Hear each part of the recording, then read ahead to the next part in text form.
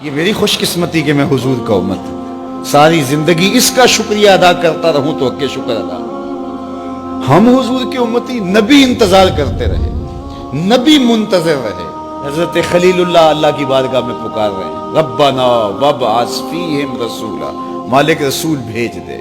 کوئی کہتا ہے لیسا بفظ ولا بغلظ، وہ ترشرو نہیں ہوگا، سخت مزاج نہیں ہوگا، ماتھے پہ شکنے لانے والا نہیں ہوگا، وہ پیار بانٹنے والا ہوگا، بس وہ آیا جا رہا ہے۔ حضرت عیسیٰ نے تو نام بھی بتا دیا نا، مبشرا برسول یاتی من بعد اسمہ احمد، لوگوں میں جا رہا ہوں، چلو نام بھی بتا دیتا ہوں، میرے بعد جو آنے والا اس کا نام احمد ہوگا۔ نبی انتظار کرتے رہے، 12 نبیوں نے انتظار کیا، حضور کی امت میں ہونے کے لیے تمنا کی۔ نستورہ راہب انتظار کرتا رہا، بحیرہ راہب انتظار کرتا رہا۔ شب ہجر کی سختیاں کوئی اس سے جا کے پوچھے، تیری راہ تکتے تکتے جسے صبح ہو گئی۔ زندگیاں گزار دی انہوں نے، سلمان فارسی کی کہانی سن لو، مجوسی کے بیٹے تھے، حق کی طلب میں نکلے، باپ نے گھر سے نکال دیا، ایک پادری کے پاس جا کے رکے، زندگی بھر اس کی نوکری کی۔ جب اس کا آخری وقت آیا، اس نے کہا میری تدفین کے بعد غموریا چلے جانا، وہاں کا پادری خدا رسیدہ ہے، تجھے اس سے کچھ مل جائے گا۔ کہتے میں وہاں سے غموریا آ گیا، پھر اس پادری کی ساری زندگی خدمت کی۔ جب وہ مرنے لگا تو اس نے کہا کوئی ایسا شخص نہیں ہے جس کے پاس اب میں تجھے بھیجوں، لیکن نبی آخر الزمان کے ظہور کے لمحے آ گئے، تو یہاں سے یثرب چلا جا، وہ اس نبی کی ہجرت گاہ ہوگی، تیری زندگی سنور جائے گی، تو نے بڑی محنت کی ہے، بڑی نوکری کی ہے میری۔ کہتے میں نے اس کو کہا کہیں ایسا نہ ہو میں دھوکہ کھا جو مجھے کوئی نشانی بتا دے۔ اس نے کہا 3 نشانیاں ہیں، ایک صدقہ نہیں لے گا، دوسرا ہدیہ رد نہیں کرے گا، تیسرا 2 کندھوں کے درمیان مہر نبوت ہو۔ کہتے ہیں میں نے اس کی تدفین کی، یثرب کی جانب جاتے ہوئے ایک قافلے میں شامل ہو گیا، انہوں نے مجھے پکڑ کے اپنا غلام بنا لیا، لیکن میرے پہ مہربانی یہ کی کہ مجھے بیچا جا کے مدینے میں۔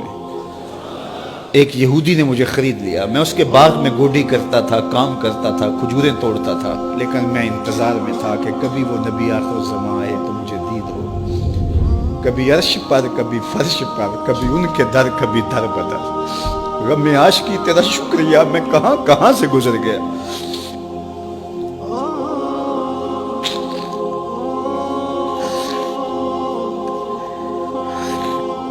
کہتے ہیں ایک دن میں اپنے باغ میں کھجوریں توڑ رہا تھا کہ ہواؤں میں مستی پیدا ہو گئی اور ہر سمت سے طلع البدر علینا کی صدائیں گونجنے لگی۔ میں سمجھ گیا کہ وہ لمحے آ گئے، میں نے چھلانگ لگا دی اور دوڑ پڑا۔ میرے آقا نے سمجھا شاید غلام بھاگ گیا، اس نے دوڑ کے مجھے پکڑ لیا۔ میں نے اس کو کہا کہ میں نوکر تیرا ہی ہوں، لیکن دل نوکر کسی اور کا ہے، میں بھاگوں گا نہیں، مجھے جانے دے۔ میں کچھ کھجوریں لے گیا تھا صدقے کی نیت سے، جا کے حضور کو پیش کی۔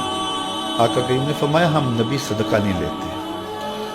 کہتے ہیں نشانی ایک پوری ہو گئی، کہتے ہیں کہ میں کچھ دنوں کے بعد اور کھجوریں لے گیا اور میری نیت ہدیہ کی تھی، میں نے پیش کی، حضور نے قبول فرما لی۔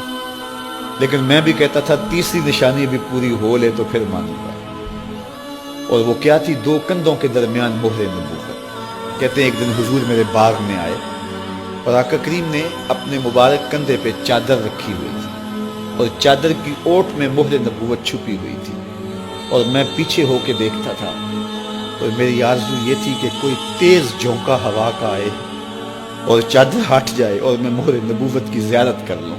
حضور میرے ارادہ قلب سے آگاہ ہوئے، فَأَلْقَى إِلَيَّ رِدَاءَهُ، حضور نے چادر اتار کے میری جانب پھینکی اور پھر ایسے رخ کر کے فرمایا انظر الی ما امرت بہ، اس پادری نے جو بتایا تھا دیکھ لے آ کے۔ تو کہا میں نے دیکھا کہ حضور کے کندھوں کے درمیان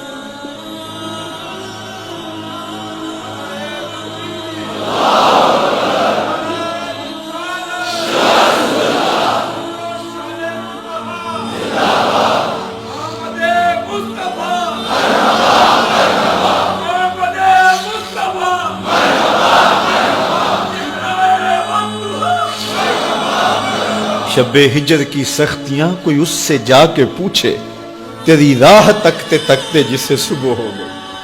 ہم نے تو کوئی انتظار نہیں کیا نا، ہم نے تو کوئی دکھ نہیں سہا، ہم سوئے تھے مقدر جاگ اٹھے.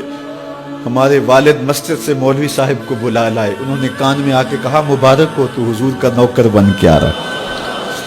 میرے والد گرامی ایک شعر جھوم کے پڑھا کرتے تھے, محمد جانے جانا ہے پیغمبر ہو تو ایسا ہو, رسولوں کی بشارت سے مبشر ہو تو ایسا ہو, امر توقیر کا سب کو موکر ہو تو ایسا ہو, کیا ہم کو غلام ان کا مقدر ہو تو ایسا ہو.